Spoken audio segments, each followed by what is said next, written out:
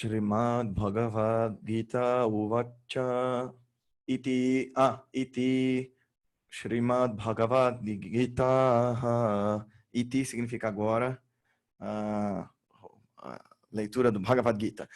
E aí a gente tinha parado aonde? Só para eu saber aqui.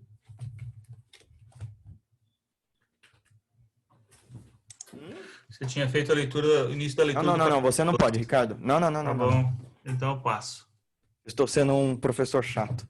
Onde é que a gente parou mesmo, pessoal? Aqui, pelo que eu anotei, na próxima aula seria hoje, retornaríamos na página 10. Se é que eu fiz a anotação correta. Mas qual foi o sutra no qual a gente retornaria, Sandra? Tá, tem um númerozinho, eles são todos numerados. É que eu anotei no meu caderno. E 30. Tem um outro livro, eu não... A gente terminou no 30, certo, né? Edna? Sim, foi isso. Sim. Então a gente terminou com ele dizendo: ó Bharata, ó Arjuna, o único que reside nos corpos de todos é eternamente inviolável. Não te lamentes, portanto, por nenhuma criatura. Ele está falando da essência, do spanda, da vibração que permeia toda a vida, todos os seres, né? Ele está falando do Atman, o indivisível, o sopro vital. Então, há algo de eterno em todos nós que nunca se esvai. Então, que era para ele não se lamentar. Aí, engraçado, né? Porque aqui nessa edição que eu falei para vocês que essa edição é muito confortável de ler, tá, pessoal? Por isso que eu gosto de trabalhar com ela. Existem edições mais técnicas, existem edições que o pessoal acha que são mais bem traduzidas, existem edições místicas de significado mais profundo, existe a clássica edição do Shankaracharya, mas para mim, essa edição aqui é a mais confortável. A primeira edição da Gita que eu li, inclusive, foi uma tradução do professor Huberto Roden. Eu acho sofrível, porque o Huberto Roden traduziu, né, num outro contexto, de uma outra época. Eu gosto muito do Huberto Roden, tem coisas que ele escreveu que são demais, mas eu não curti a Gita dele, não. Daí eu conheci essa daqui, eu conheci duas, na verdade. Depois, primeiro veio a do Kriyananda, que é a versão curtinha, que é a que o Paulinho tem, a tia Duda também, e a gente tinha também no Instituto. Depois veio essa, que é do Yogananda mesmo, e é muito melhor. Ela é, como eu expliquei já, eu vou inteirar de novo vocês disso, essa daí é que o Paulinho tem. E a tia Duda, foi a segunda edição da Gita que eu li. Esse cara da edição do Paulinho, ele é discípulo do Yogananda, e ele faz uma coisa um pouco sacana, que é... Taranã, tananã, livro tal, por Paramahansa Yogananda, evocado, ou lido, ou contado por seu discípulo Kriyananda. Então ele coloca o nome do Yogananda nos livros dele para vender. Ele foi discípulo mesmo, mas sei lá. Então, esse aqui é resumo, é uma versão condensada deste daqui, que são 2 volumes gigantescos, com comentários extensos a toda a Gita. Mas... É como eu falei para vocês, né? Numa primeira leitura, eu recomendo que vocês leiam as coisas mais fáceis, se familiarizem com o texto, porque mesmo essa, já tem coisas que são difíceis, são estranhas para quem nunca estudou filosofia indiana, né? Como, por exemplo, os conceitos de Purusha, Prakriti, esses montes de nomes, entendeu? Então, vai numa edição mais fácil que você vai degustar mais da poesia do texto e vai aprender melhor com ele. Aí depois, se você estiver bem com a ideia da Gita, tiver lido alguns comentários, por exemplo, nesse livro aqui que eu tenho usado bastante, chama A Tradição do Yoga, no Filosofias da Índia do Zimmer, no Yoga, Imortalidade e Liberdade do Eliade, todos eles fazem comentários à Gita e como é que a Gita é um texto nevrálgico para o yoga e tudo mais. Então, se você lê esses livros que explicam a Gita, daí vocês estão prontos para uma leitura um pouco mais complexa. Este aqui, por exemplo, que tem um monte de Kriyavan aqui no grupo, que é iniciado em Kriya Yoga e tal, pode ficar interessado. Nossa, eu quero ler, porque são os mestres, né, os mestres da linhagem. Então, isso aqui é para quem está praticando há muito tempo e está já bem avançado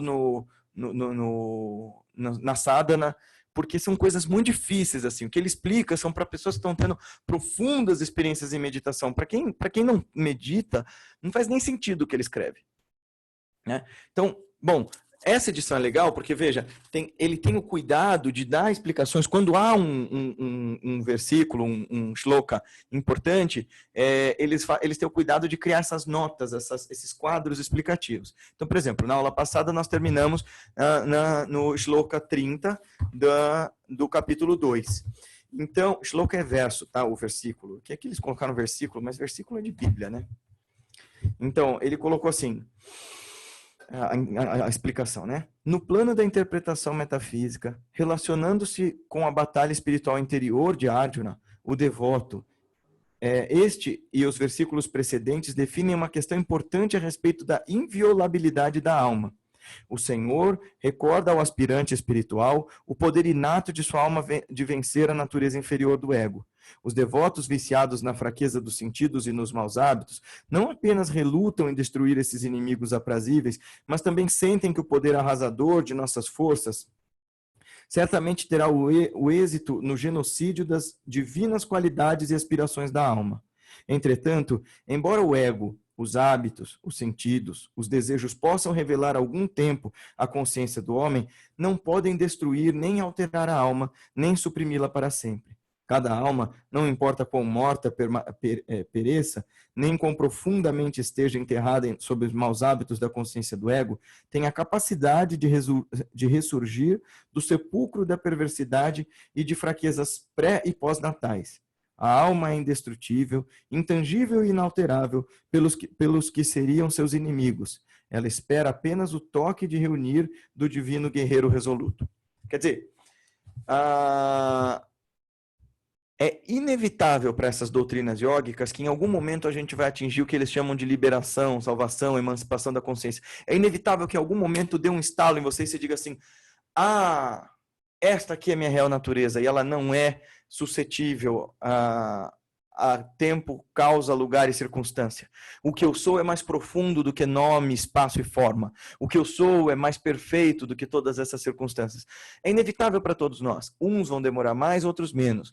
O que Krishna está dizendo em algum outro grau, a batalha espiritual, a batalha interna do autoconhecimento, essa profunda revolução de si, urgente e necessária, dói, demora e dá trabalho e nos assusta muito. Mas saibam, Arjunazinhos, diante do exército inimigo, que você não morre nessa batalha. Né? Tem dois significados. Por um lado vai em frente às batalhas da consciência, ninguém morre, não existe perdas no universo, tudo que é eterno se permanece. Por outro lado, o segundo significado não se assuste diante do momento do começo da tua prática, do começo da tua meditação, porque embora seja assustador facear-se nu em pelo aí no espelho da sua própria consciência, embora seja muito difícil você encarar que, no fim das contas, o culpado do seu sofrimento tem sido, ao longo de todo esse tempo, você mesmo, embora seja assustador e revoltante até em um primeiro momento ouvir isso, não vai haver derrota. Você tem tudo dentro de si para conquistar-se a si mesmo. Não vai haver uma disrupção tão grande a ponto de você se perder no processo, a não ser que você desista. O único perigo durante um processo de autoconhecimento é você desistir. Né? Claro, né, que existem outros perigos externos, extrínsecos a você, como, por exemplo, encontrar a tradição certa, como, por exemplo, encontrar o professor certo, o método certo, mas uma vez que você tem encontrado essas coisas, é inevitável que você seja bem sucedido na sua batalha interna. Tá bem? Vamos lá. Alguém que tenha a edição que a gente está usando, quem não tem a mesma edição pode acompanhar, né, pela sua outra tradução, e conforme a gente vai fazendo a leitura, se aparecer algo muito diferente, chama a nossa atenção para a gente ler as duas versões, que tem a gente tem essas peculiaridades, né? Ler um texto muito antigo, traduzido, retraduzido, dá esse trabalho. Então, por exemplo, se vocês forem pegar a edição do Shankara, que agora já tem em português, pelo que eu vi lá foi uma das que eu recomendei, lá da editora Satsanga, vocês vão achar estranho que às vezes o Shankara comenta exatamente o que está escrito. Eu lendo as Upanishads, eu falava, mas Cacilda, por que tá escrito assim em cima? Yajnavalkya disse, que é um personagem, que a alma nunca pode morrer. Aí embaixo o Shankara está dizendo, ele está explicando aqui que a alma não pode morrer. Você fala, mas como assim? O Edgar, meu professor, explicou o seguinte, que o Shankara também tinha o trabalho de atualizar esses textos, que eram muito antigos, de um sânscrito muito remoto. Veja, o sânscrito é uma língua que tem 5.000 anos. O Shankara viveu há 1.400 anos atrás. Ou seja, Tinha alguns milhares de anos de gap entre a escrita do texto e a leitura dele com os discípulos dele. Então, o que ele fazia era atualizar e explicar o texto. Como, por exemplo, quando a gente está lendo, sei lá, O Alto da Barca do Inferno ou os Lusíadas, né? Está em português, é a nossa língua, mas é um português tão arcaico que alguém precisa explicar se a gente não está familiarizado com aquilo. Então, por isso que se vocês pegarem a edição do Shankara, é bom eu explicar isso, porque deve ter gente, sei lá, a Mari e o Hernani, que são mais com os estudos, que pode querer, né, a Denise e o Noé podem querer ler a versão do Shankara, que é o comentário clássico. Então, essa é a razão de vocês, às vezes, de repente, se, sei lá, o Vitor, estou aqui ó, nomeando os alunos que eu imagino que podem querer ler o original. Agora eles vão falar assim, mas eu nem estava pensando nisso. Se vocês estão lendo a edição do Shankara e estão criando essa confusão assim de, nossa, mas por que ele está repetindo, né? É por causa disso. Ele está só simplesmente explicando aquilo que nos escapa ao conhecimento quando há um gap de muito tempo entre a escrita do texto e a sua leitura. O que a gente tem hoje nessas edições, como a do Yogananda, já é a explicação atualizada, né? A explicação atualizada dos conceitos aqui colocados. A Edna me pediu, então, antes da gente começar a ler, só me responda uma coisa. Quem de vocês tem essa edição? Porque eu vou pedir para vocês lerem. E aí, se alguém estiver acompanhando com outra edição, fazer as interjeições. Eu tenho, Gui. Tem? Você quer ler, Dê? Se alguém não quiser ler, eu leio, sem problema. Mas, a única coisa... Eu vou só dar uma dica quando eu pedir para vocês lerem. Então, que eles vão se chamar por muitos nomes, né? O Krishna toda hora chama o Arjuna de uma coisa diferente, o Arjuna chama o Krishna de uma coisa diferente. Sei lá, tipo Govinda, Bhagavan, Madhusudana, e todos eles são Krishna. E lá em parênteses tem lá, Krishna, Arjuna, Krishna, Arjuna. Para facilitar, leia como Krishna e Arjuna. E as outras palavras eu vou interrompendo e ajudando a explicar o significado, tá? Se alguém quiser ler, se voluntaria aí, mas eu vou explicar primeiro o que a Edna me pediu. Daria para eu comentar novamente o significado de alma. Então, alma é uma tradução muito ruim para Atman. Veja, eu vou mostrar aqui para vocês, quem não fez o curso de Filosofias da Índia, faça, que a gente explica esse conceito sempre.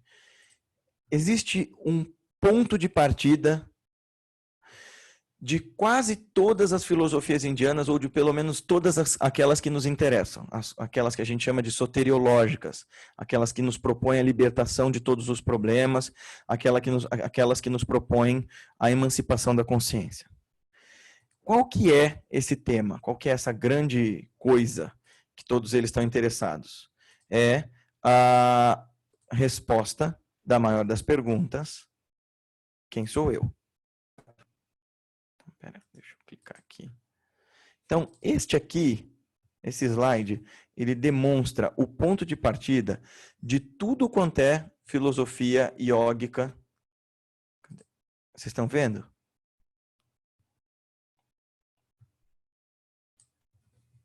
Vocês estão vendo o slide, pessoal? Sim, Tá Sim, Sim, todos estão normal. Então, esse aqui é o ponto de partida de todas as filosofias meditativas da Índia. Quem sou eu? Quem é o ser? Quem é este self? Quem é este eu? O que é este mundo que eu observo? O que é este mundo? Quem é este que observa? E o que é essa observação que permite a ponte entre eu e o mundo? Né? Então, quem é este sujeito? Quem são os objetos? E o que permite o contato entre nós? Então, o que é o percipiente, o que é a percepção e o que é o perceptível, o visível? O que é o cognoscível, o conhecimento e o conhecedor?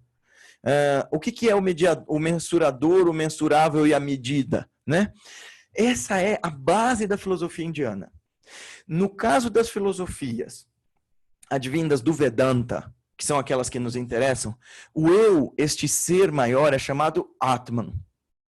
Este ser maior chamado Atman, para algumas doutrinas de Vedanta, é um e o mesmo, ou seja, tudo o que a gente percebe, o meu sujeito, Deus e todo o universo participam de uma mesma substância. E a gente só se percebe como múltiplos por um erro cognitivo. Isso é uma doutrina. Uma outra diz que nós somos muitas consciências participando de uma mesma energia, mas ainda existe em nós um grau de individualidade. Outras vão dizer que nós somos puramente individualizados, mas participando de um mesmo mundo. Em todos os casos, os grandes comentários da Gita vão ter uma dicotomia que diz o seguinte: em umas, o conhecimento de si mesmo, e esse é o conhecimento do eu, que é o que é traduzido como alma, é igual ao conhecimento de Deus, ao conhecimento do divino. Em outras, o conhecimento do divino, o conhecimento de Deus é uma coisa e o conhecimento de mim mesmo é outra. Mas para a maior parte dessas estruturas de pensamento, a sua alma, o seu ser eterno, o seu ser real, aquele que você é de fato, você descobre na mesma e simultânea natureza com a qual você descobre o divino.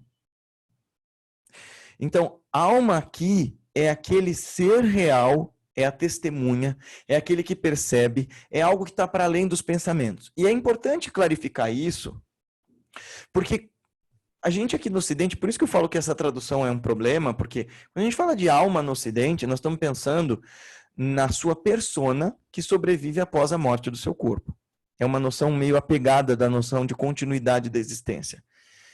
O que os indianos e os yogis principalmente dizem é: o que nós somos, a força que nos compõe, todos os nossos sonhos, pensamentos, todas as nossas vivências, são uma fração de uma coisa magnânima que é essa nossa consciência.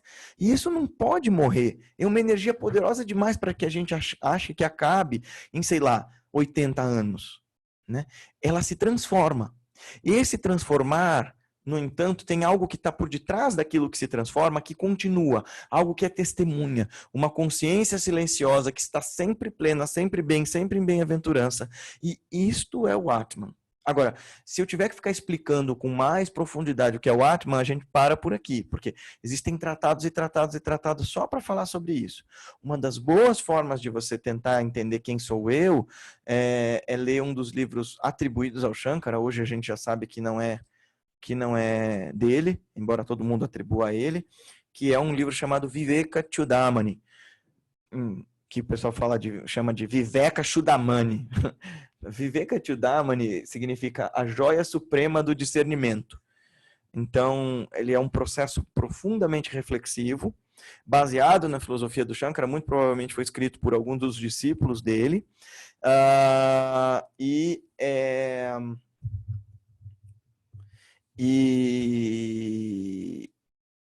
e fala sobre o que é o Atman, o que é o eu, o que é percepção e tudo mais. Deu para entender? Então, quando vocês lerem no Yogananda alma, não é alma no sentido judaico-cristão, de o teu corpinho espiritual. É o teu eu real, é a sua consciência última. Tá bem? Obrigada, Gui. Nada. Eu preciso ouvir muitas vezes para poder assimilar. Essa é uma das coisas que eu falo, que eu realmente, como estudante de filosofia indiana, né, professor, né, estudante de sânscrito, dá para ver que isso aqui é um problema, porque a gente tem que toda hora parar e explicar, olha, foi uma infeliz tradução, mas o Yogananda não tinha, acho que, muita escolha, porque ele estava falando para um público, né, majoritariamente cristãos, do começo do século XX. Então a referência deles de filosofia indiana era menos que zero. Pra vocês terem uma ideia, o Yogananda, no meio das palestras dele, ele tinha que começar falando assim: olha, isso aqui não é engolimento de espadas, isso aqui não é cristalomancia, isso aqui não é hipnose, tá? Então, era isso que as pessoas associavam com filosofia indiana. Então, tem um vídeo famoso dele falando: Yoga, it's not magic, sword solemn or crystal gazing. Não é mágica, não é engolimento de espadas ou cristalomancia. But the art of super living. Bom, se alguém quiser começar, começa com: a guerra justa é o dever religioso do homem. Quer que eu vou, Gui? Manda ver. Aí você lê até... Se eu precisar, eu te interrompo, mas você lê até a página seguinte, porque aí eu paro e explico esse trecho todo. Página seguinte até o 45? Não, lê só até o 38 nessa página, e depois a gente começa o 39. Tá bom. A guerra justa é um dever religioso do homem. Mesmo do ponto de vista de teu próprio Dharma, o dever virtuoso da pessoa, não deves vacilar interiormente. Nada há mais propício para uma kshatriya do que uma guerra justa. Arjuna, Kshatriya é o membro é a casta dos guerreiros, né? Um kshatriya. só me fala se é muito rápido, tá, Gui? Eu sou meio apressada. Arjuna, afortunados são os kshatriyas quando, sem que a provoquem, uma guerra justa surge em seu destino. Nela encontram uma porta aberta para o céu. Entretanto, se declinas de empreender esse justo combate, então, tendo aberto mão do teu próprio dharma e da tua própria glória, colherás o pecado. Os homens falarão para sempre de tua ignomínia. Para o homem de boa reputação, a desonra é verdadeiramente pior que a morte. Os grandes guerreiros, em seus poderosos carros de combate, suporão que foi por medo que te afastaste da guerra. Desse modo, serás mal visto por aqueles que um dia pensarão em ti com elevada consideração. Teus inimigos falarão de ti desrespeitosamente, com palavras impróprias de serem pronunciadas, denegrindo teus poderes. Que poderia ser mais doloroso do que isto? Se morreres combatendo teus inimigos, ganharás o céu. Se venceres, desfrutarás da terra. Portanto, Arjuna, levanta-te, dispõe-te a lutar. Equiparando pela imparcialidade a felicidade e a tristeza, o lucro e a perda, o triunfo e o fracasso, enfrenta desse modo a batalha. Assim, não admitirás o pecado. Continuo? Não. Vamos parar e vamos refletir sobre isso. Do que é que ele está falando? Caramba, pera, deixa eu desligar meu Eu microfone. quero que vocês participem, porque, de novo, esse texto não é sobre incitar a gente à guerra, né? Ai, que bom, nossa senhora, subiu um cara ao poder chamado Hitler e agora a gente vai ter que fazer o mundo entrar em guerra. Imagina quanta gente se iluminou. Não é isso, né? Do que é que ele está falando? Ele está falando mais uma vez do combate que a gente está fazendo para adquirir esse conhecimento de quem sou eu. E se ele declinar por não combater, ele vai ser um fracassado, assim, nesse sentido. Mas de que Então, guerra ele está falando? desafiando ele. Ele está falando da guerra interna entre a nossa verdadeira essência. Isso. Tem duas explicações aqui. A primeira é essa que vocês estão dando, eu quero que vocês vão fundo nessa reflexão. E existe uma outra que é a explicação esotérica, a explicação para os yogis, para os meditadores, e essa faz sentido, faz um sentido diferente. É mais profunda, é a explicação de Lahiri Mahashaya. Vai aí, crianças. Fiquem desinibidos, tá? Eu vou deixar vocês falarem agora, vou até fechar meu microfone. O Ricardo conduz vocês.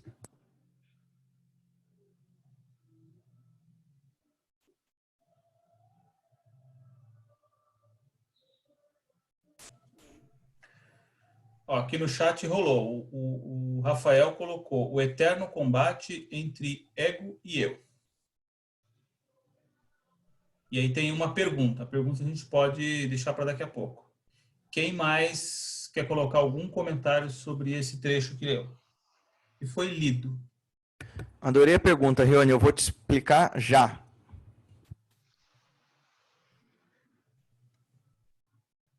Mas eu quero que vocês discorram mais sobre esse trecho. E se alguém está com uma edição diferente da Gita e quiser ler novamente, a gente, para penetrar mais o significado.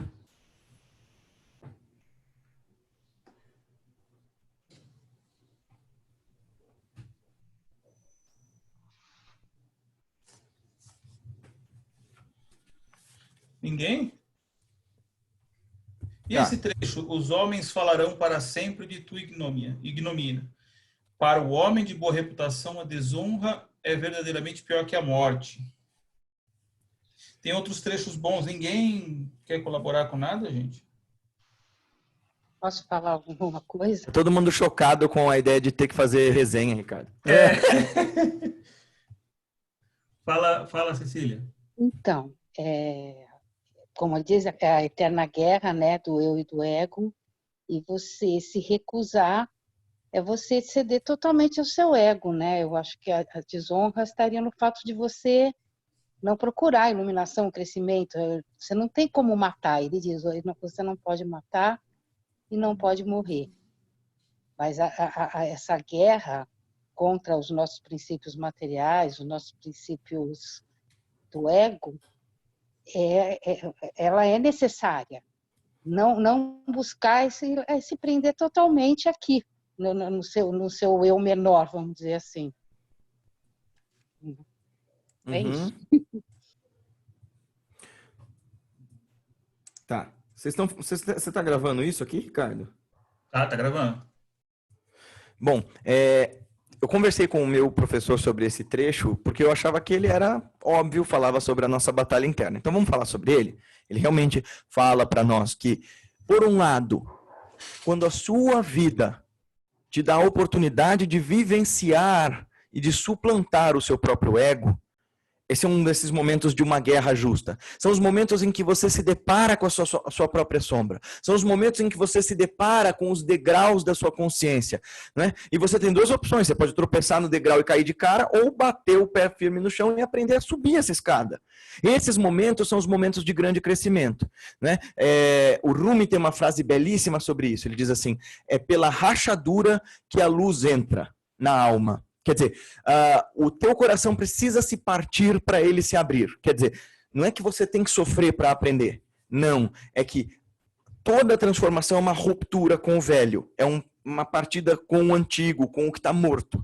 E essas rupturas podem ser momentos de tensão e de sofrimento ou momentos de grande descoberta, de grande epifania. Por exemplo, quando eu estava lendo O Poder do Mito, do Joseph Campbell, eu tive uma dessas epifanias intelectuais, que ela pode ser intelectual, emocional, espiritual. Eu estava tão emocionado com o que eu li, eu estava fazendo esteira e lendo no meu Kindle, porque eu sou esquisito assim, eu lia na rua, inclusive, a Aldelize pode contar isso. E eu fiquei tão embasbacado com o que o Campbell falou que eu tropecei e caí. Então foi um momento Lia na rua e não tropeçava. Não tropeçava, mas quando eu estava com alguém tinham que me salvar de ser atropelado. Sim. Então eu tive uma epifania e foi um momento de rachadura, de ruptura. É um espanto. Né? Dizem que quando você encontra-se com o teu grande mestre pela primeira vez e se ele quer se mostrar como seu mestre, há uma ruptura. Ele faz você ter esse momento de espanto, que pode ser agradável ou desagradável. O Ram Dass, por exemplo, quando encontrou o Maharaj, o guru dele, ele era um professor de Harvard, cético, e o Maharaj começou a contar os pensamentos dele. E o cara fez assim, eita, nós, quem é esse cara? Né? Então, nada melhor a um kshatriya, ou seja, a um guerreiro que está empreendido na sua batalha espiritual, do que ter um momento de desafio. Né? Então, se por um lado, ele está assim, o kshatriya é a classe dos guerreiros. Aqui, entendam kshatriya como aquela que está praticando, aquela que se propõe a desafiar o próprio ego, porque já está cansado da mesmice do dia a dia, já está cansado de observar o mundo com as mesmas lentes viciadas e poluídas de antes, então eu quero agora, sim, a divina recompensa, eu quero um caminho onde o sofrimento deixe de existir definitivamente. Então, para estes momentos de teste e de desafio são profundamente auspiciosos, porque são nessas horas que você pode provar cada um dos seus valores, dos seus conhecimentos e dos seus aprendizados.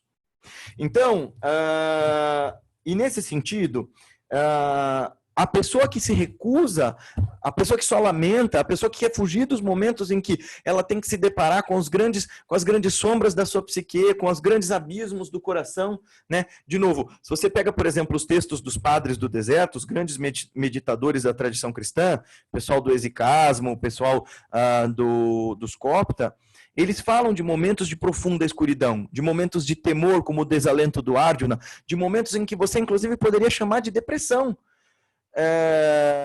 Tem um cara que escreveu sobre depressão, um lindo livro, inclusive, e ele chama a depressão de o demônio do meio-dia, porque os padres do deserto chamavam uma coisa assídia de o demônio do meio-dia, e quando você vê a descrição parece muito com depressão.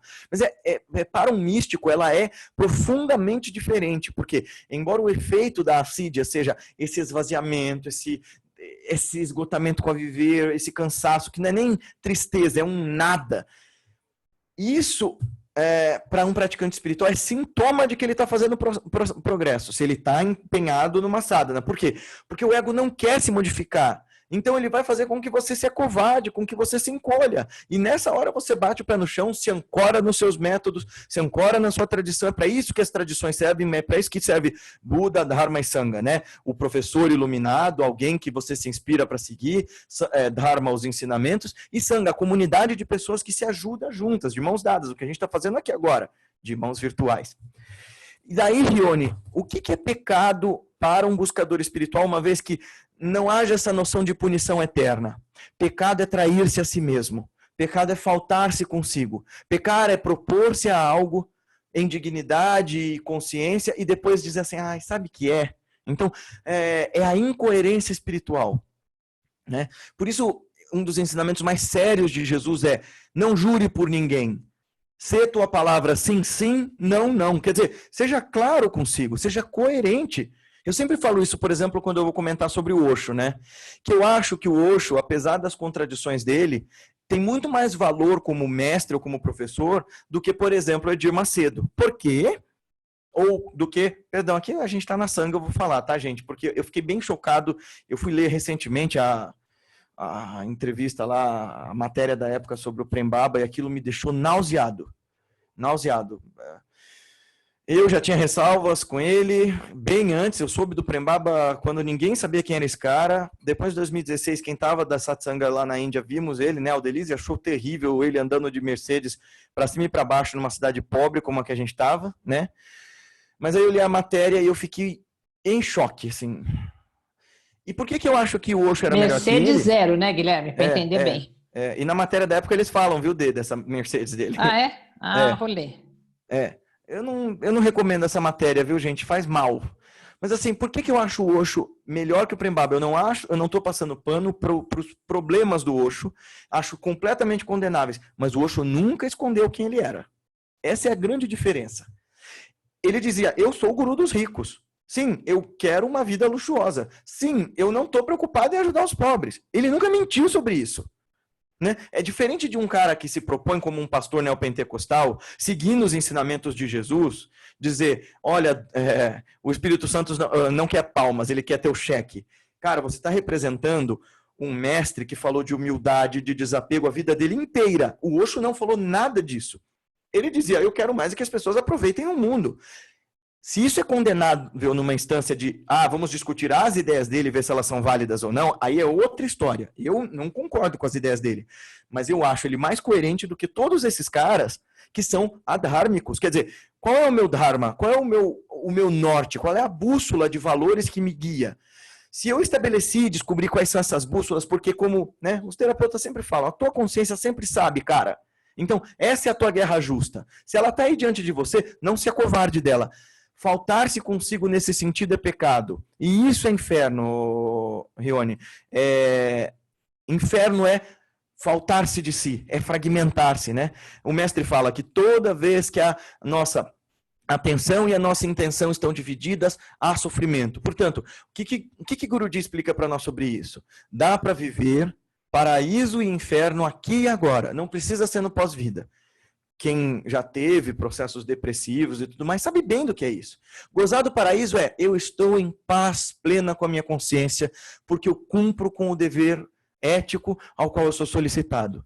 Isso é paraíso. É gozar de paz de espírito que dentro de mim brota e emana para todas as direções. Tá bem? Deu para entender? E aí é livre de pecado, né? Nesse contexto. Isso. O yoga é livre de pecado. O pecado, na verdade, o yoga ele tenta transcender essa ideia de punya e papam, que são os nomes para pecado e punição e recompensa na tradição indiana, né? Punya é mérito e papam é pecado. Então, assim, o yoga ele é punyam a punyam, quer dizer, ele está além disso, ele não está buscando mais recompensa em nada, ele está ancorado na suprema presença do eu, e aqui e agora, essa testemunha percebe, como aquilo que eu falo para vocês na meditação, essa testemunha que é eterna percebe que, de fato, não falta nada, não resta nada, não há mais nada, e que aqui, agora, está tudo bem. Entendeu? Bem, essa é a explicação imediata do significado oculto da Gita. sobre essa batalha da consciência que diz para nós que quando você é incoerente, você é difamado, não só pelas pessoas que estão em volta e que olham para você dizendo assim, poxa vida, olha que pessoa mais inconsistente, né? Sei lá, vocês estão todos me vendo e eu falando, por exemplo, sobre os ensinamentos da Gita, sobre desapego e tudo mais, e amanhã vocês me veem andando num Rolls Royce que eu comprei graças às doações de vocês para o Instituto quando eu disse que era para ajudar, sei lá, as crianças do Senha. Nossa, que absurdo o que ele está fazendo. Mas mais do que ser mal falado pela praça, esses homens que nos veem mal são os homens falarão... Então, as suas múltiplas vozes vão te sabotar. Esses homens que falarão são essas múltiplas instâncias da tua consciência que ficam te condenando o tempo todo. E os grandes guerreiros são as boas faculdades que você tem em si e que vão... Toda essa energia que você tem em potência para se manifestar, quando ela não se manifesta, ela se volta contra você. Que é o que a gente chama de Tejas, Prana e Odya, são as suas energias sutis, né? São as energias volitivas do teu corpo, que quando não são... É como água, gente. A água parada, ela apodrece. Energia potencial parada também. Por isso, e aí a gente pode fazer isso na semana que vem, anota aí, Ricardo, para a gente fazer uma meditação do Tattva Shuddhi, que é purificação dos chakras. Nós vamos começar com isso. E no final dela, a gente tem uma prática chamada a prática do Papa Purusha. Purusha é homem e Papa é o homem do pecado, né? Então você transforma essa imagenzinha imaginativa que você faz dos teus pecados, das tuas falhas, você transforma em energia potencial para se transformar em outra coisa. Então, Rione, pecado aqui é falta, é ausência de si consigo, é você deixar de prestigiar a sua própria existência. Mas isso não é uma mancha inesgotável e inexprimível, não é eterno. Papa, nesse caso, né, que a ideia sânscrita de pecado, é uma energia que está sendo muito mal colocada e muito mal utilizada. Ficou claro para vocês, pessoal? Ficou assim. Talvez... Posso falar algo? Pode. Deixa eu só ler o que o Rafael escreveu. É interessante essa história do pecado na tradição cristã, que assim, é um conceito que coloca para você ser dominado pela igreja.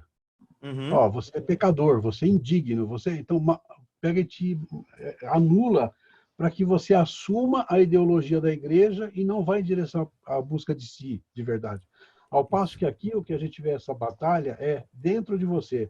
E você tem medo de lutar contra esses apegos, mas assim, à medida em que você luta, você não está perdendo ou ganhando, você está indo para um estado de consciência diferente. Então essa história de ganhar, perder, né, que aqui na religião judaico-cristã tem muito isso, se você fizer isso, você vai para o céu.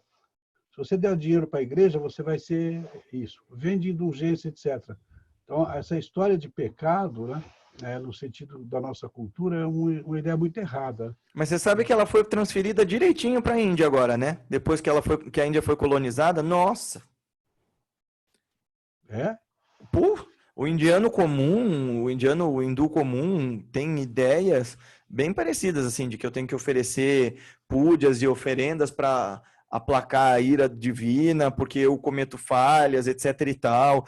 Mas Tadeu, não é só da nossa cultura judaico-cristã ocidental. Isso é da cultura da religião que se torna moral e não ética.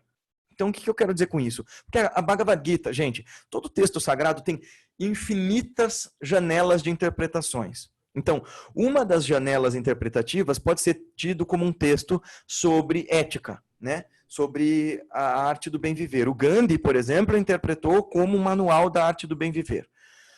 Então, o que é uma religião ética e o que é uma religião uma religião moral e uma religião ética, né? O que é uma ética e o que é moral? Moral são os costumes, são as normas, são aquilo de que tratam os doutores da lei. Aqueles mesmos doutores da lei que Jesus combatia, mas que quando o cristianismo se institucionalizou virou a cúria da Igreja Católica. Aqueles mesmos doutores da lei que o Mohammed combatia em Medina, em Meca e Medina, e depois viraram os sheiks, viraram as autoridades do Islã. Os mesmos que o Ibn Arabi combatia, mas depois falavam em nome dele. Os mesmos, sei lá. Então, assim, toda vez vem um grande mestre para nos reensinar como viver de maneira livre, plena, profunda, nos ensinar de que nosso destino último é a plena felicidade, que essa felicidade é impossível se você não estiver preocupado com a felicidade de todos os seres ao seu redor, porque não existe barreiras e fronteiras entre você e o outro, e é por isso que Jesus falava, ame ao próximo como a ti mesmo, né? Então, uma religião moral é uma religião que deixa os ensinamentos morrerem, eles estão fixos. Né? Então, como é que você faz para manter as pessoas nesse tipo de caminho? Através do medo. O que o Krishna, esse texto inteiro é sobre vencer o medo e criar consciência. Porque conquanto você esteja atado à sua consciência, você não está cumprindo o teu dharma, teu dever de ser livre, teu dever de ser lúcido. E isso é pecado. Pecado, na minha concepção, qual é a maior falta, a maior falha de coerência que a gente tem para conosco? É deixar de viver plenamente, consciente e lucidamente a vida magnífica que o divino nos concedeu. Porque essa vida é para ser magnífica, a despeito do quanto a gente faça força para estragá-la. Né? Então, a ideia é, deixe de incorrer em faltas. E aí, essa ideia da prática que a gente vai fazer semana que vem, me lembrem da gente fazer o Tattva Shuddhi, que é a prática de limpeza dos chakras e de transformar essas coisas, essas faltas em nós, em energia potencial. Porque a gente gasta muita energia tendo medo, a gente gasta muita energia sendo nós, a mesma coisa sempre. Mas se a gente mudar o foco e trocar essa energia de lugar, a transformação acontece. Então, essa explicação ética desse trecho fala disso. Olha, que bom que há essas oportunidades de rachadura, porque é pela rachadura que a luz entra na alma. É quando o seu coração está partido que ele se abre, né? Assim como, por exemplo, existem algumas flores, né, que você precisa de ajuda para fazer ela precisa de alguma ajuda para você fazer a pétala dela se abrir no seu máximo, né? A rosa colombiana, por exemplo, o pessoal vira as pétalas dela assim para virar aquele buquê bonito. Agora é o filho do florista falando.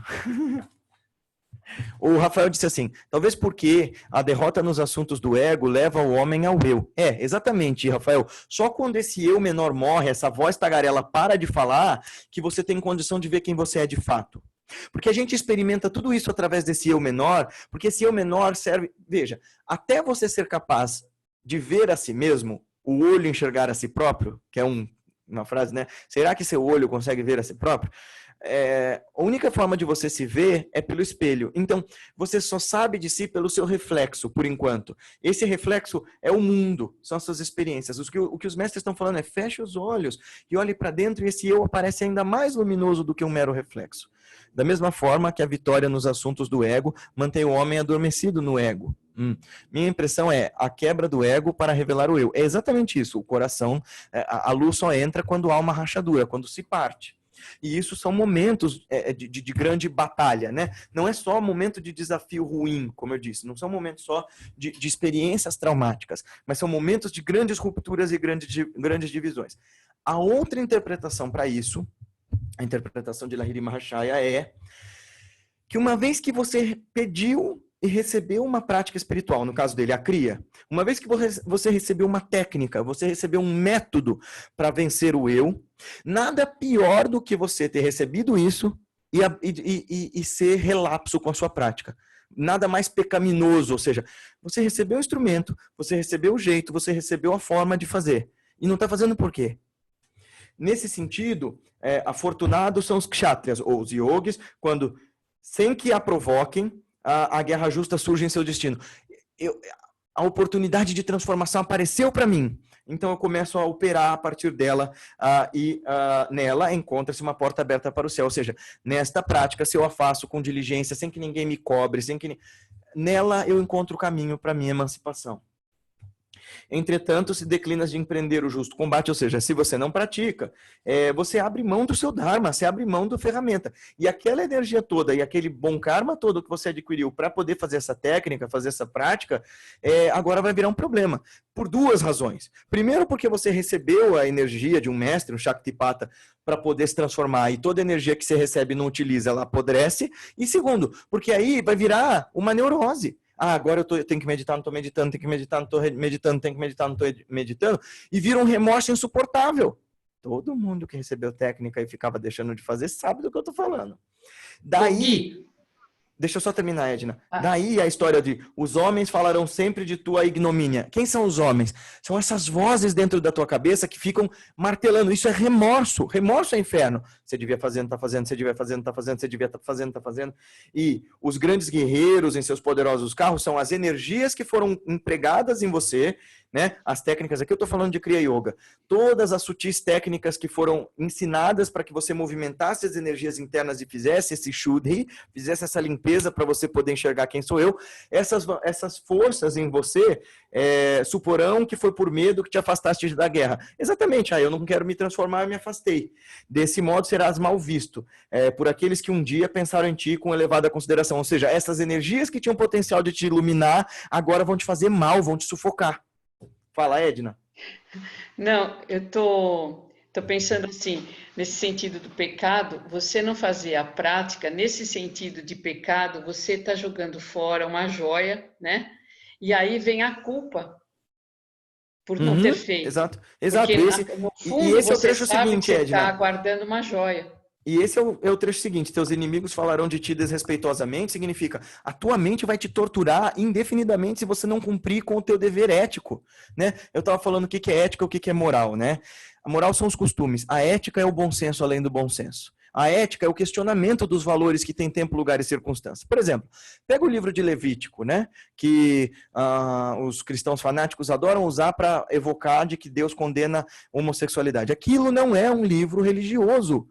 É porque naquela época religião e lei de vida andavam no mesmo código escrito, né? O livro de Levítico foi escrito enquanto os judeus estavam tentando sobreviver no deserto depois do Êxodo e tentando encontrar a pátria, né? 50 anos de peregrinação pelo deserto. Nesse mesmo livro está dizendo que você não pode usar tecido de roupa misturada, senão você vai ser morto por causa disso. Você não pode responder aos seus pais, senão você vai ser morto por causa disso. Você não pode comer frutos do mar, senão você vai ser morto por causa disso. É um livro de normas morais que servia, por mais bárbaro que fosse, para um povo do deserto na idade dos metais, há 3.500 anos atrás. Meu Deus do céu, é razoável pensar que um povo que morava no deserto há 3.500 anos atrás possa nos ensinar moral agora? Por que ele falava contra a homossexualidade? Porque as pessoas tinham que se reproduzir. O povo tinha que perpetuar. Por que ele falava contra frutos do mar? Porque se hoje a gente tem piriri quando a gente come comida ruim, imagina naquela época que não tinha antibiótico, não tinha remédio, não tinha nada. Então, uma religião moral é aquela que está atada fixamente às regras.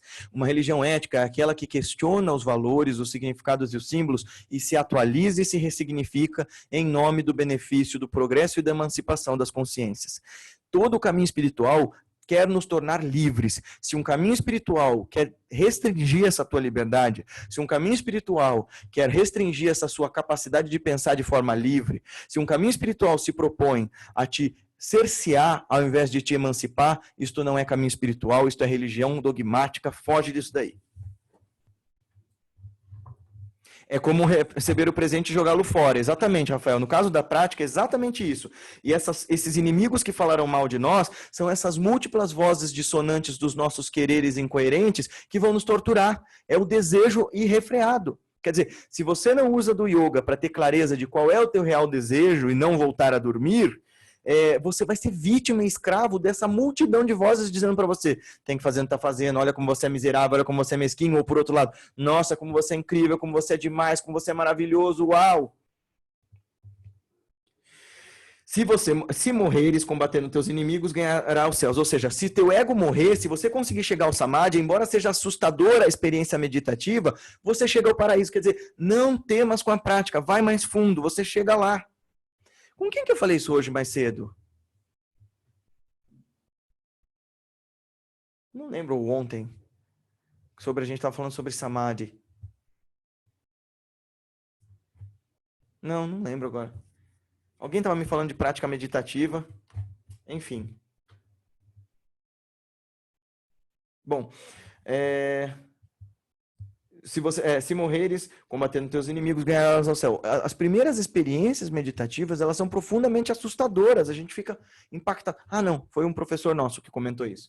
Para a gente não temer as experiências meditativas, porque elas no começo são uma profunda desconstrução. Mas depois delas vem um estado de paraíso e êxtase, uma compreensão da realidade, uma clareza de pensamento e uma capacidade prática de lidar com a vida com a qual você nunca teve antes.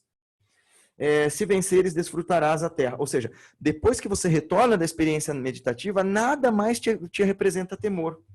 Portanto, ó filho de Kunti, levanta-te e dispõe-te a lutar. Ou seja, vai e medita, cara, faz a tua prática.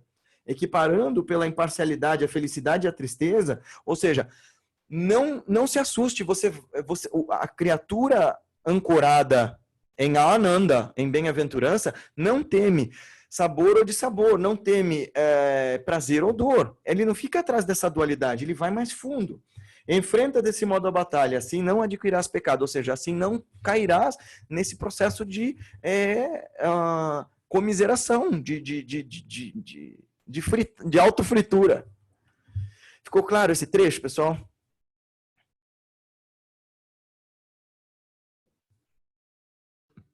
Sim. Sim. Então, vamos para o próximo. Yoga, o remédio para a dúvida e a confusão e o desgosto intelectual. Quem quer ler?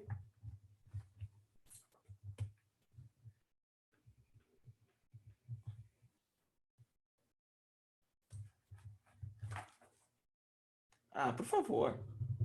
Peçam para o Felipe ler, pessoal, que a voz dele é boa.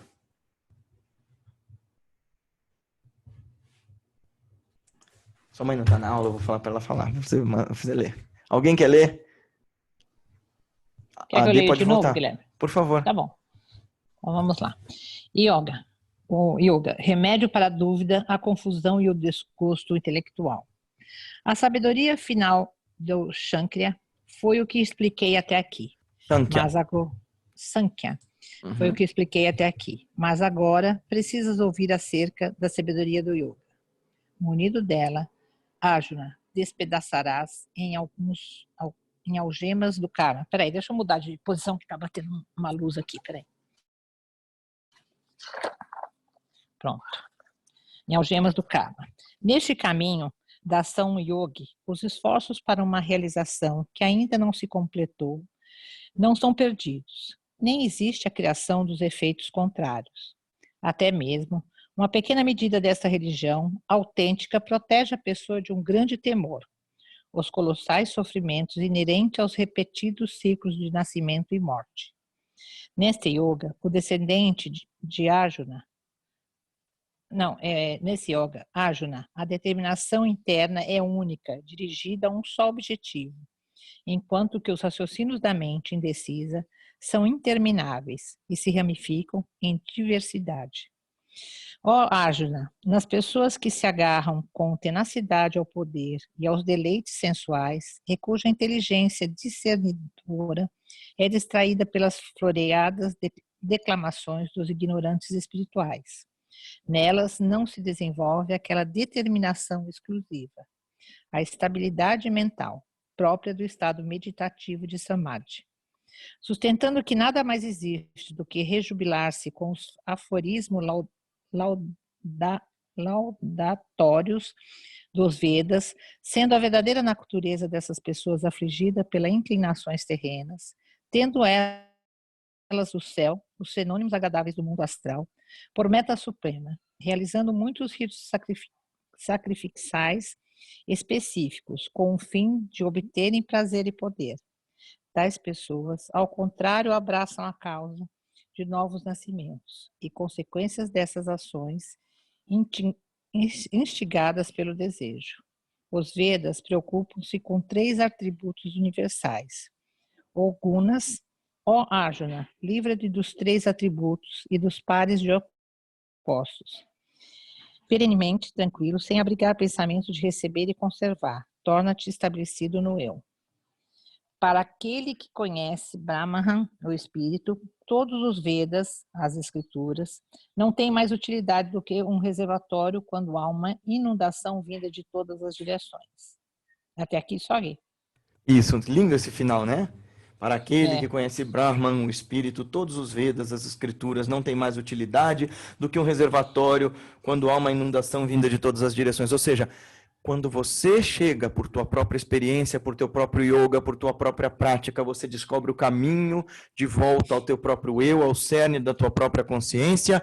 Todas as escrituras que são como mapas para chegar lá são dispensáveis. Para que você precisa de um mapa se você já chegou? Né? Então, é tornar-se a escritura viva. Vamos de trecho em trecho? que vocês querem falar? Vamos lá, primeiro. A sabedoria final do Sankhya foi o que eu te expliquei até aqui, mas agora precisas ouvir acerca da sabedoria do Yoga. Munido dela, ó Partha, despedaçarás as algemas do karma. Tem muita coisa aqui. Sankhya é a base filosófica da Índia. É a doutrina de imortalidade, a gente não morre, a existência perene do ser, a possibilidade de liberdade do ser. Yoga é o sistema, é o método, é o caminho para obter o que a gente chama de yurd, união perfeita, união do ser consigo, do ser com Deus, do ser com o universo. Ou seja, há uma composição aqui entre teoria e prática, na Gita, tá? Sankhya e Yoga são sistemas de filosofia irmanados, irmãos, portanto, mas com diferenças. Só que aqui na Gita... Ai, cabeça. Alguém soltou o microfone aí e eu não tô... Tá tudo bem? Eu não estava encontrando, mas acho que já fechou. Tá bom. Ok.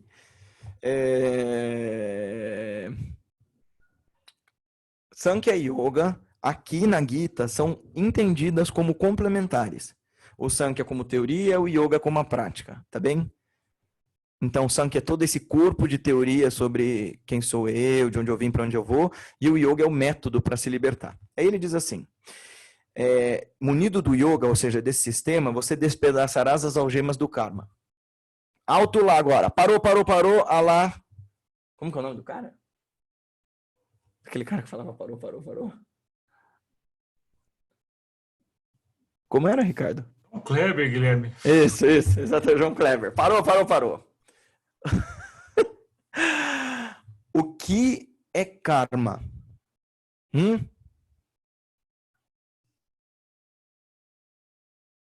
que é karma?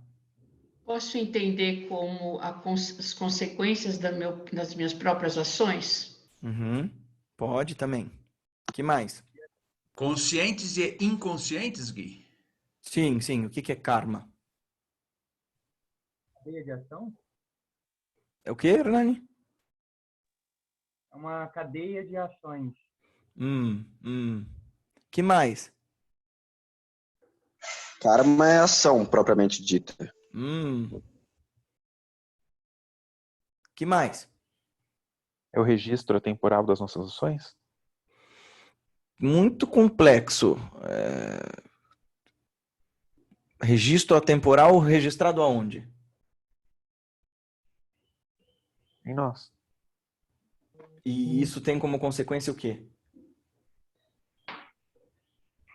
Seria o retorno dos nossos desejos? Não. Aquilo que a gente...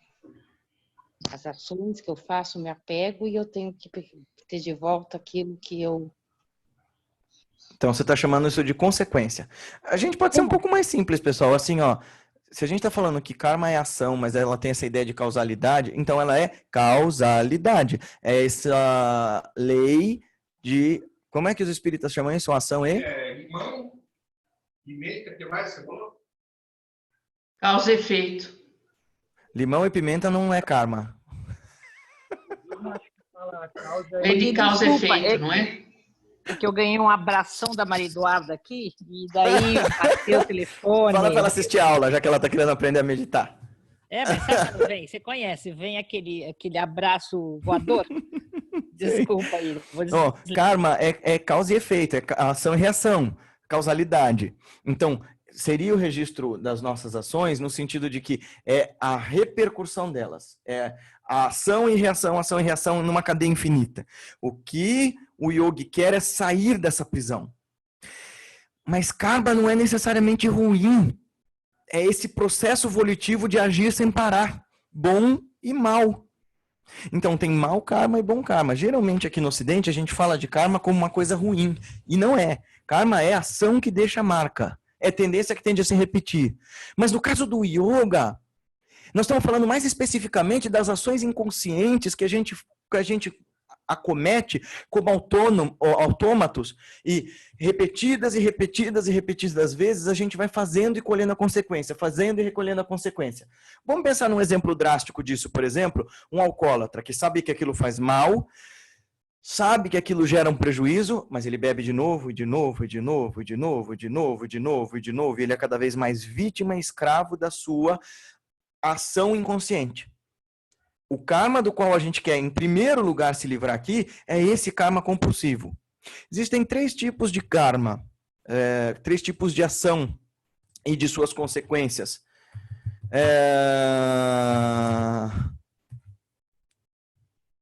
E nós podemos chamá-los de Prarabdha Karma, ou seja, Prarabdha Karma é o karma inerente.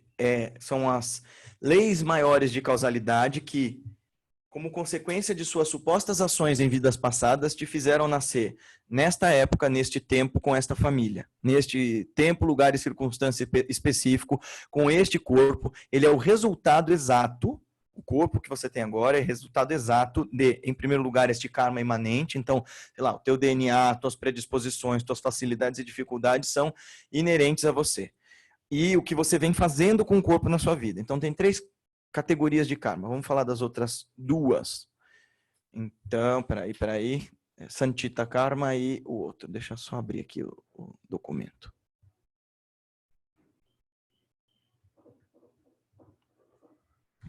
Enquanto abre, deixa eu continuar o texto. Nesse caminho da ação yogi, os esforços para uma ação que ainda não se completou não são perdidos. Nem existe a criação de efeitos contrários. Até mesmo uma pequena medida desta religião também é outro. Aqui, provavelmente o termo, eu vou depois olhar o termo sânscrito, mas provavelmente o termo, deixa eu olhar aqui, qual que é? 40. 2,40.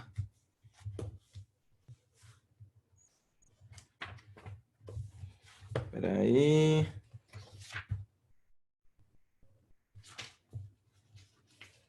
Enquanto isso, vocês podem ir participando, gente. Neste caminho dos yogas, religião, ele traduz aqui como dharma. Ah, nossa, gente, que péssimo. Dharmasya trayate mahato vyasaha vidyate svalpan. Ele traduz como religião, mas ele está falando de dharma como caminho. Então, entenda como método. Até mesmo uma pequena medida deste método, ou seja, deste yoga, desta técnica, desta meditação, autêntica protege a pessoa de um grande temor, os colossais sofrimentos inerentes aos repetidos ciclos de nascimento e morte. Vamos lá. Então, tem 3 tipos de ação normais, ações ordinárias, que são os karmas que são... o karma que já foi criado e se manifesta nessa mesma vida, chama-se prarabdha, são as nossas tendências mais profundas. O karma que está amadurecendo como uma semente germinando, ou seja, que ainda não se manifestou, é chamado de santita karma, ou reservatório kármico, se você quiser. O karma que estamos criando neste exato momento, ou seja, com as nossas ações neste segundo, é chamado de kriyayama karma. Tá? Esses 3 tipos de karma se explicam na tradição do yoga com o exemplo do arqueiro. O arqueiro pega a flecha da aljava, mira o pássaro enquanto tensiona o arco e solta a flecha. Imediatamente se arrepende, mas já é tarde demais e não se pode voltar atrás. O pássaro morre, este é o prarabdha karma. As flechas na aljava do arqueiro são seu santita karma, ou seja, seu reservatório kármico ou sua potência de agir. Ele pode escolher se irá atirar a flecha ou não, então isso é o que nos cabe de livre-arbítrio. E em que direção apontá-la. A flecha que segura no seu arco, pronta para ser disparada, é o Kriyayama Karma, ou o karma atual. Com o Santita Karma, então um é um karma do passado, Prarabdha, o Santita é a sua potência de agir no futuro, e o seu Kriyayama Karma é o karma que você está fazendo agora, é o seu presente. Tudo bem? Então, todas essas ações geram uma cadeia de ação e reação interminável. Só tem um tipo de ação que não gera consequência. É o que a gente chama de Kriya. Kriya vem da mesma raiz de karma. As duas vêm de uma palavra chamada kr. Assim, ó. Vou colocar aqui no KR. Kr, com um pontinho embaixo do R. Deixa eu ver. Kr.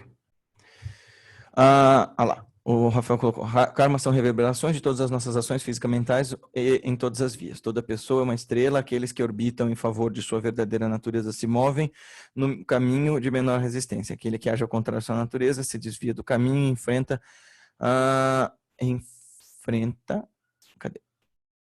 Enfrenta... Ih, eu perdi aqui. Todas as resistências. Ah, tá. Quem é? É do Telemann, é verdade. Olha, o Aleister Crowley escreveu coisas bem interessantes. Se a gente souber ler direito, né? Senão parece heresia e loucura. Mas ele escreveu coisas bem interessantes sobre essa liberdade última da consciência. Bem, existe um tipo de ação que não gera marcas, que é o yoga. E ele fala que é o yoga, ou seja, que é a ação introvertida, que é a prática de meditação, seja ela qual for, que te leva a tentar percorrer esse caminho que te leva ao eu. Quem sou eu, seja ele Sohan ou qualquer outra técnica. Neste caminho, os esforços para a realização que ainda não se completou não são perdidos, ou seja, mesmo pequenas práticas vão acostumando a tua mente e transmutando a sua estrutura de modo a te tornar capaz de se libertar. E até mesmo uma pequena medida desta prática, aquilo que Mahavatar Babaji fala, né? Mesmo uma pequena prática de Kriya pode nos proteger de grande mal e nos livrar de grandes sofrimentos. Nesta yoga, nesta meditação, nesta prática, nesta sadhana, ó descendente de Kuru, a determinação interna é única, dirigida a um só objetivo, enquanto que os raciocínios da mente indecisa são intermináveis e se ramificam em diversidade. Ele está falando aqui de duas coisas. Ele está falando aqui que a única coisa que faz você ter sucesso nesse negócio é determinação, abhyasa e vairagya, disciplina e entrega, é mente monofocada no único ponto, é dharana. Então, por um lado, você ter compenetrado na tua ideia de, olha, a despeito dos tumultos da minha mente, vocês fiquem aí para trás, porque agora eu vou tratar do que é eterno. Atha yoga no shasanam, agora a exposição do yoga. Yoga chitta vritti nirodha. Yoga é a cessação das tempestades da consciência, dos processos da consciência ativa. Então, agora eu vou dizer à minha mente, acalma-te, cala-te, eu vou tratar do eu. Feito isso, a testemunha reconhece-se em sua real natureza. Por outro lado, ele também está falando, para quem é da Kriya, que embora todo o tumulto da mente esteja acontecendo, a gente volta toda a nossa atenção para um único ponto, e isso torna a nossa mente capaz de samyama, dharana dhyana samadhi, é o estado do êxtase espiritual. A Débora escreveu aqui, você disse algo de apreender uma vez que achei bonito. Quando nos emocionamos profundamente apreendendo algo, através de uma ação ou leitura ou algo que estamos profundamente envolvidos e aí compreendemos algo que nos faz ser de alguma forma diferente. Isso fica guardado no coração e na cabeça. E a gente torna a gente diferente do que éramos. Não sei se é isso, então como talvez... Não é bobagem não, Débora. Mas isso não é ensinamento meu, isso é ensinamento do meu mestre. Guruji explica assim, falando então deste yoga, e falando então desta ação que nos transforma, desta ação que não deixa marcas, desta kriya que nos purifica e associando essa ideia de aprender, o mestre diz que quando você aprende algo, na verdade você apreende algo, ou seja, quando você entende algo, você captura este algo. E o que você entendeu, para você aprender de fato, entendimento jnana, não é o que você ouviu, não é o que foi dito e não é o que você pensou sobre isso. Se você entende algo, o que apareceu como seu entendimento é uma coisa toda sua e toda nova, que é a amálgama, a mistura e o resultado de tudo que você sabia antes, de tudo que você ouviu, de tudo que você pensou a respeito do que te foi dito. E que, transmutando-se dentro de você, vira uma coisa toda sua e toda nova, com potência absolutamente capaz de te transformar. E é por isso que quando a gente entende algo, vem aquela satisfação, perdão da palavra, não preciso usar, eu ia dizer orgásmica, mas não no sentido sexual, mas estática, de êxtase. Vem aquela sensação estática de eureka, eu entendi. Porque isso nos transforma, e isso é entendimento. Ó Partha, ó Arjuna, nas pessoas que se agarram com tenacidade ao poder e aos deleites sensuais e cuja inteligência discernidora é distraída pelas floreadas declamações dos ignorantes espirituais, nela não se desenvolve a determinação exclusiva e a estabilidade mental própria do estado meditativo de Samadhi. Ou seja, a quem está toda hora buscando punya e papam, fugir das dores e buscar prazeres, todos aqueles estão procurando sukha, dukkha, né? Estão procurando sukha e fugir de dukkha, todos estão procurando prazer e fugindo da dor.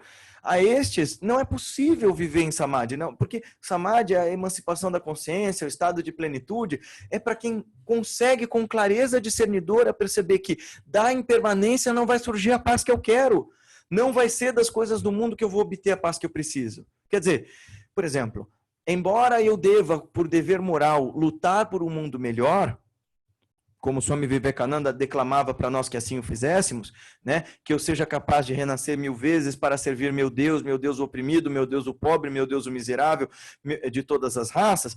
Embora eu me empregue em Karma Yoga e fazer o bem, eu não estou esperando mudar o mundo.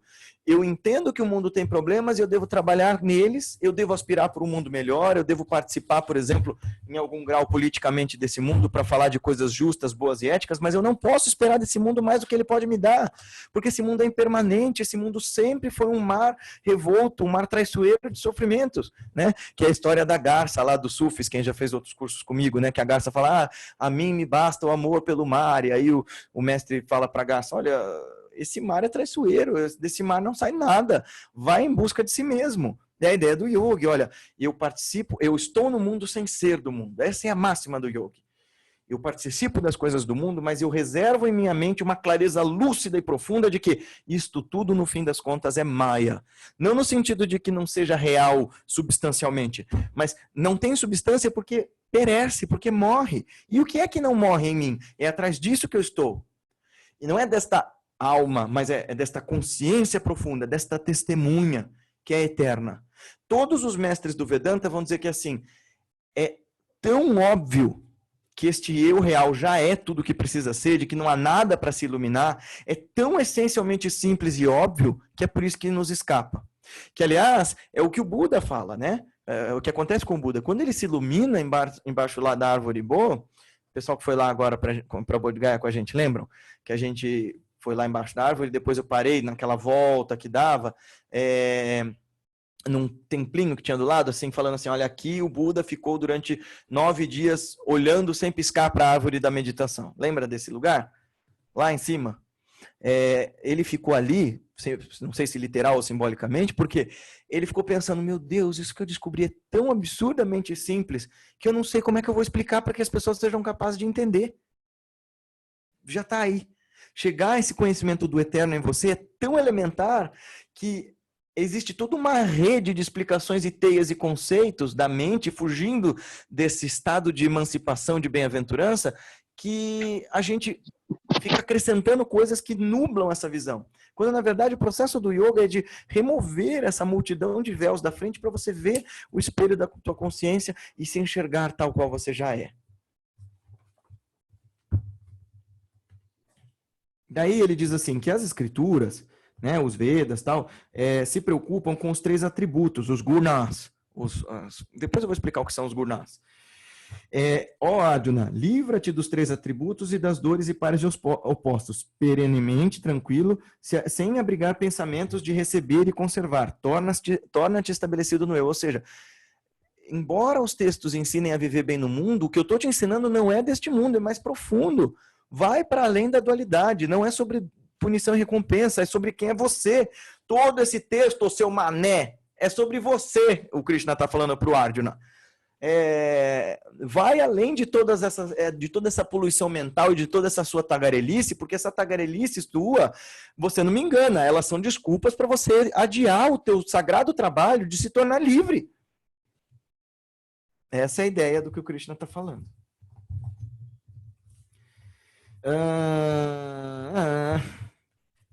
Bom, dá tempo da gente ler o próximo trecho e explicá-lo. Alguém quer ler? Eu posso ler agora, se a D não quiser. A arte yogi da ação correta que conduz à sabedoria infinita. Como ser humano, tens direito apenas à atividade, jamais aos frutos que resultam das ações. Nossa! Não te consideres o criador dos frutos das tuas ações, nem permitas o apego à inatividade. Gente, aqui está um dos trechos fundamentais das lições da Bhagavad Gita. Os frutos das ações não te pertencem. Isso é Karma Yoga. A gente pode explicar, nesses 10 minutos finais, Eu vou ficar um pouquinho nesse trecho aqui. Eu Ok. vou ler e a gente vai lá. Ok. Ó Dhananjaya, ó Arjuna, permanece imerso no yoga, pratica todas as ações abandonando o apego a seus frutos, sendo indiferente ao êxito ou ao fracasso. Essa imparcialidade mental chama-se yoga. A ação comum, praticada com desejos, é muito inferior à ação unida à orientação da sabedoria. Portanto, ó Dhananjaya, busca abrigo na sabedoria que sempre orienta. Infelizes aqueles que desempenham ações apenas por causa de seus frutos.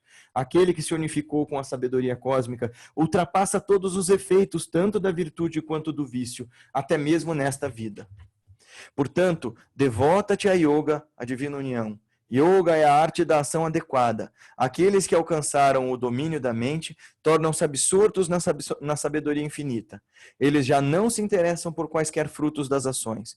Libertos assim da cadeia de renascimentos, eles alcançam o estado que está além do sofrimento. Quando tua inteligência penetrar das trevas da ilusão, então conseguirá ser indiferente ao que já foi ouvido e ao que será ouvido. Quando, maravilhado pela diversidade das verdades que se revelam, tua inteligência se tornar seguramente ancorada no êxtase da bem-aventurança da alma, alcançarás a união final, o yoga. Vamos explicar o contexto. Tem um capítulo do Revolução de Si, Desperte Já, que fala sobre isso, chama-se Os Frutos das Ações Não Te Pertencem. Essa é uma das máximas do Karma Yoga, quer dizer, a ação virtuosa. É você compreender que você não tem poder algum sobre os resultados das tuas ações, palavras, pensamentos e atos. Não é que você não tem responsabilidade. Por quê? Porque você... Oi? Só posso fazer um comentário rápido? Desculpa. Por favor. Eu tô lendo, eu tô acompanhando nesse meu resumo aqui no meu livrinho, e ele vai bem mais ele resume de uma forma mais cruel, tá? Lê para nós, então. Ele fala no anterior, ele fala assim, ó, para quem conhece Brahman, o Espírito Supremo, os Vedas são tão inúteis quanto um poço quando toda a terra volta e está alagada. Uhum. Quer dizer, não serve para nada, né? Isso. E sobre a ação, né? O agir nesta esfera de vibração é um dever, mas o teu ego não cobice os frutos da ação, nem te apegues à ação ou à inação. Quer dizer, ele fala a mesma coisa, mas ele fala uma coisa assim, mais objetiva, né? Mais forte, né? Isso, por isso que eu falei que as diferentes traduções têm um tom diferente, né? Talvez seja legal a gente sempre acompanhar com duas, como a gente está fazendo agora. Por isso que eu queria pegar uma das traduções de um dos sanscritistas. Eu vou ver se eu compro a do Roberto de Andrade Martins, que vai ajudar a gente a fazer isso. O que ele está falando, né? Querido, você não pode parar de agir. Você não pode abrir mão da ação. Porque mesmo dizer eu não vou fazer nada já é fazer alguma coisa. Mas assim, o que vai acontecer do que você está fazendo, uma vez que você esteja nessa grande tapeçaria e você seja só um fiozinho, você não reverbera no todo. O todo é quem reverbera em você. Você não tem responsabilidade sobre os frutos das ações, mas você tem responsabilidade total pela intenção e pela qualidade com a qual você realiza as suas ações. Ou seja, você só tem poder sobre a intenção pela qual você faz o que você faz, fala, pensa e age. Ou seja, por que é que você faz o que você faz? Qual é a motivação que te leva a fazer o que você faz? Então, quais são as intenções que moldam o seu caráter e as suas ações? E você tem responsabilidade pela qualidade com a qual você realiza os atos movidos pelas suas intenções. Com excelência, com esmero, com relaxo, enfim, com crueldade ou com amor, né?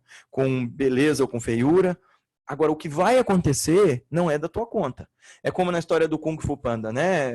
Lá na história do pessegueiro, que eu posso plantar a semente, eu posso ter fé que ela vai nascer, eu posso cuidar dela da melhor forma possível, mas eu não posso dizer para a árvore quando é que ela vai frutificar, e nem que tipo de fruto. Eu plantei pêssego, mas agora eu mudei de ideia, eu queria maçã. Você não pode me dar maçã, árvore? Não. E árvore, eu tô com pressa, não dá para dar o teu fruto agora? Também não. Eu tenho responsabilidade, portanto, por sobre a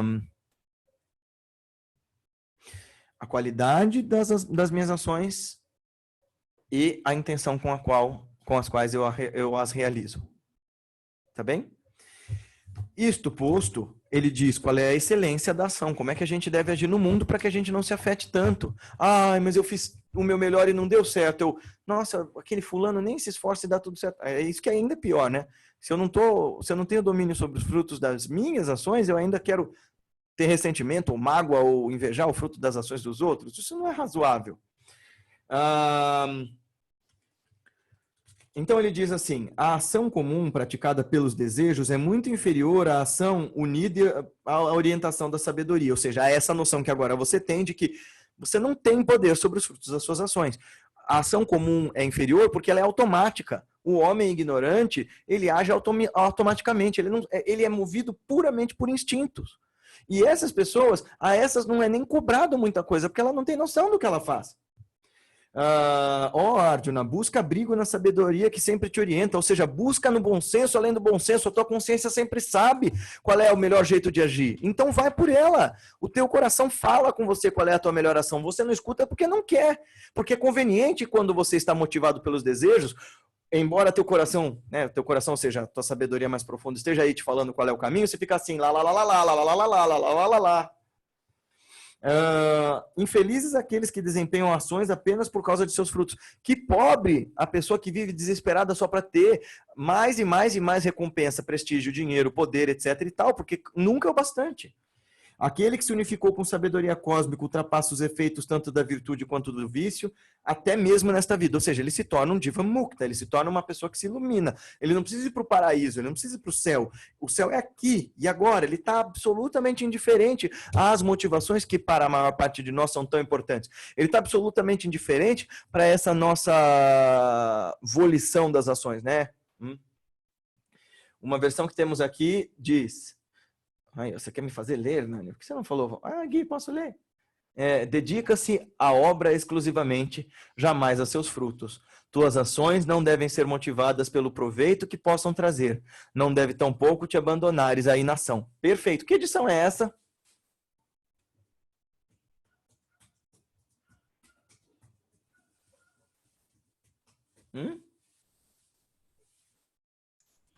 Eles postaram aí e saíram correndo.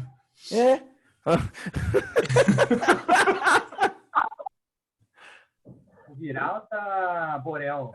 Abre a câmera pra gente ver, por favor.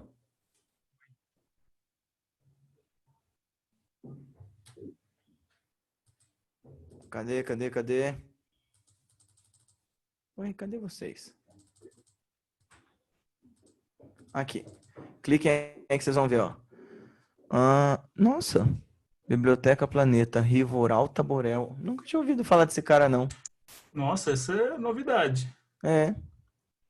Mas ficou boa essa tradução, gostei. Ficou legal, o sentido tá bem explicadinho aí.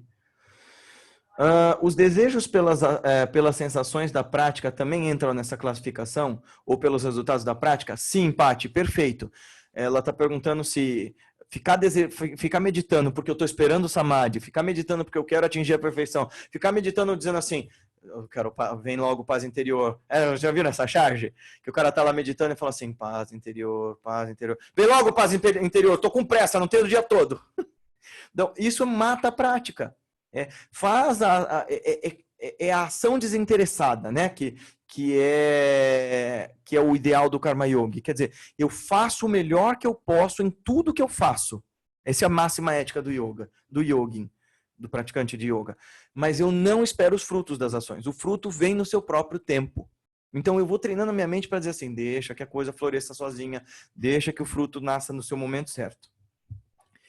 Quando tua inteligência penetrar além das trevas... Hernani, eu queria que você lesse o Sutra 52 e 53 nessa tua edição, para a gente comparar. Eu vou ler de novo aqui agora. Aqueles que alcançaram o domínio da mente tornaram-se absortos na sabedoria infinita. Eles já não mais se interessam por quaisquer frutos das ações. Libertos assim da cadeia de renascimentos, eles alcançam o estado que está além do sofrimento. Quando tua inteligência penetrar além das trevas da ilusão, então conseguirás ser indiferente ao que já foi ouvido e ao que ainda será ouvido. Quando maravilhada pela diversidade das verdades que se revelam, tua inteligência se tornar seguramente ancorada no êxtase da bem-aventurança do Atman, alcançará a união infinita. Eu só quero desarmar o macaquinho maluco. Essa é a ideia do yogi. Hernani, Mari. Quando o teu entendimento se libertar desse emaranhado de enganos, chegarás a desdenhar as escrituras que conheces e as que te falta conhecer. Quando tua mente, até agora dispersa pelas doutrinas reveladas, se imobilizar e se estabilizar na contemplação espiritual, então alcançarás a yoga.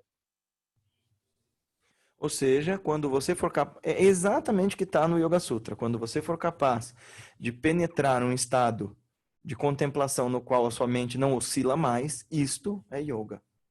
Me lembra de aquele que planta a árvore sabendo que nunca colherá os frutos, entendeu a natureza do yoga.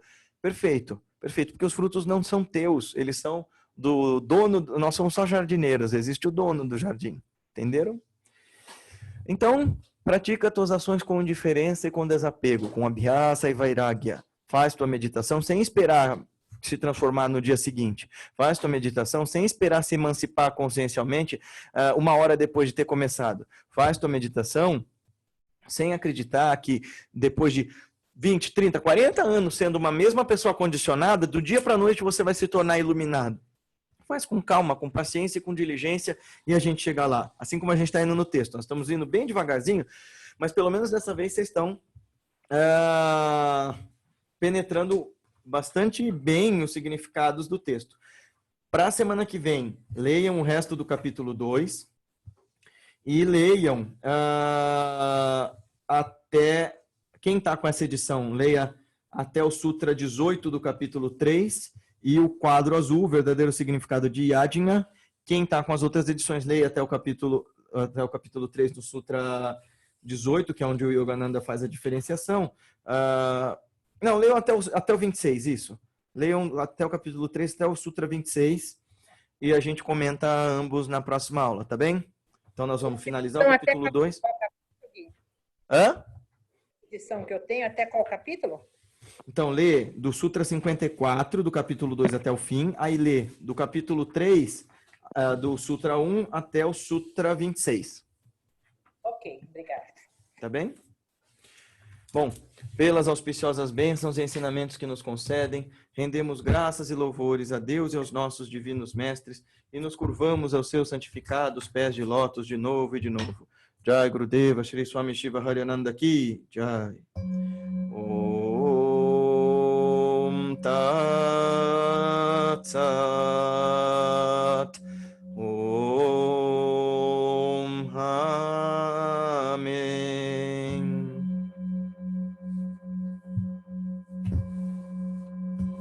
Om Shanti Shanti Shanti. Harihi Om Tat Sat. Shri Gurudeva Arpanamastu. Nós rendemos os frutos dos nossos estudos e de nossas práticas aos santos pés dos divinos mestres. Boa semana para todo mundo, um feliz Dia das Mães de novo para as mamães. Não se esqueçam de conversar com o Ricardo.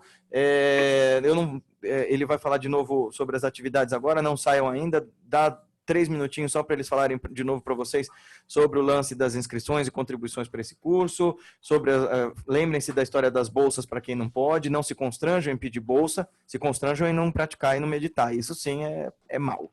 Vocês viram na lição de hoje, né? Incorrem em pecado. Feliz Dia das Mães.